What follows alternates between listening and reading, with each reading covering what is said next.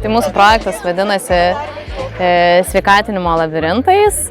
Projektą pradėjom vykdyti šiais metais, jis yra tęstinis ir tęsim ir kitąmet.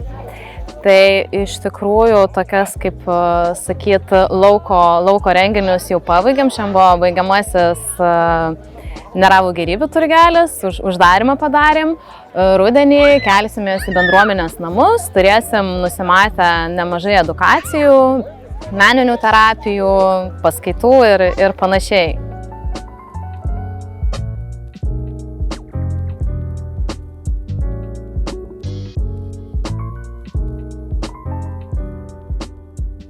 Projektas yra orientuotas į aktyvų laisvalaikio praleidimą, į sportą, į sveiką gyvenseną. Tai manau, ši tema aktuali šiai dienai.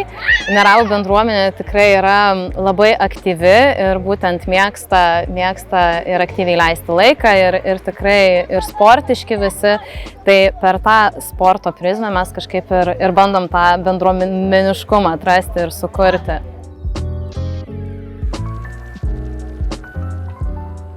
Čia yra mūsų toks sukurtas nematerialus produktas, tokia iniciatyva. Šiemet mes turėjom 8 turgelius, čia vienos Neraviškės iš tikrųjų idėja, kur tiesiog stengiamės lygiai taip pat suburti bendruomenę, pirkti, parduoti ar tiesiog ateiti pabendrauti. Tai jeigu pradžioje dar kažkaip reikėjo kviesti, drąsinti žmonės, prisijungti, tai dabar jau į vasaros pabaigą tikrai visi drąsiai ateina ir prekiauti, ir pirkti, ir tiesiog šiaip pasibūti.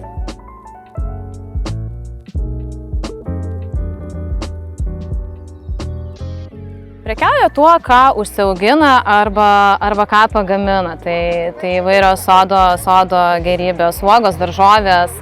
Lygiai taip pat nuėję į mišką grybų parsineša, turim visą laiką šviežių kiaušinių, sūrių, pyragų iškeptų, tiesiog gėlių visą laiką.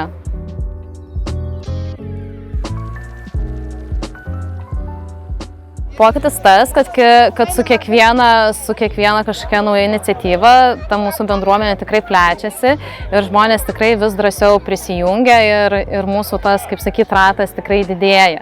Nuo mažiausio iki kaip sakyt, senioro, tai tikrai jaučiasi tas bendruomeniškumas, suartėjimas žmonių.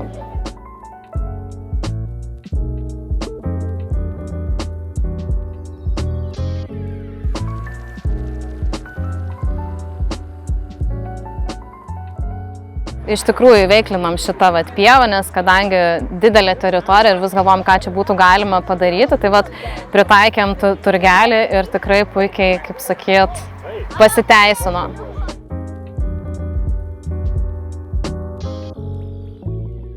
Tai finansuoja nacionalinė mokėjimo agentūra prie Žemės ūkio ministerijos.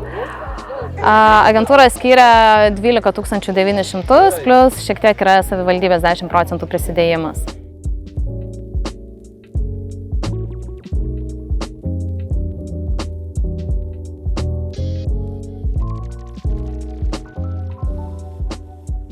Pagrindinė iniciatyva ir tikslas tai būtent sukurti tas aktyves veiklas, skatinančias susiburti bendruomenę, turbūt taip. Tai dėka paramos įvykdom tas savo numatytas veiklas. Aišku, piniginė išraiška tai visą laiką labai yra svarbi, nes, kaip sakyt, reikia ir inventoriaus, reikia kad, kaip sakyt, ir prizų tam kažkokiem žaidimam, ir maistą mes mėgstam gaminti, tai iš tikrųjų taip jaučiasi ta parama.